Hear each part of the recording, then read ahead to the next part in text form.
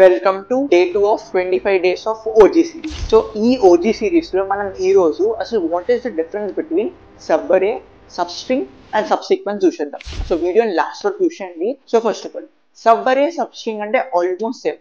So subarray అంటే ఏంటంటే ఇప్పుడు సపోజ్ మనకు ఒక నమ్స్ అనే ఒక అరే ఉంది. సో అరేలో మనకి 1, 2, 3 అనే ఎలిమెంట్స్ ఉంటాయి. సో వీటికి మనం సబ్ అరేస్ కనిపెట్టుకోవాలి.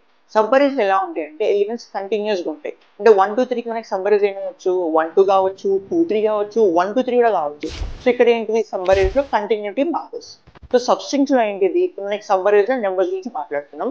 సబ్ స్ట్రింగ్స్ లో మనం స్ట్రింగ్స్ గురించి మాట్లాడతాం. ఇప్పుడు ఏబిసి అనేది ఒక స్ట్రింగ్ అనుకోండి. వీటి సబ్ స్ట్రింగ్స్ ఏమైతే ఏబి అవుతుంది, బీసీ అవుతుంది, ఏబిసి కూడా అవుతుంది.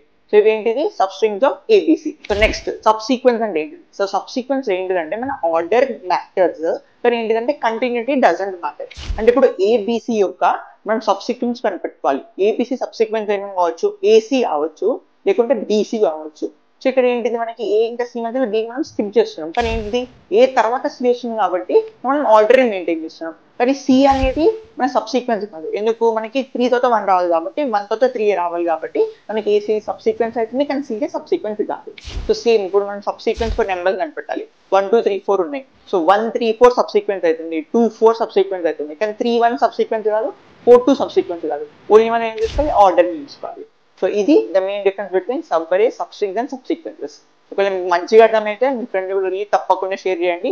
అలానే do follow this OG series. So మీ పేజ్ని ఫాలో కొట్టేయండి. Thank you.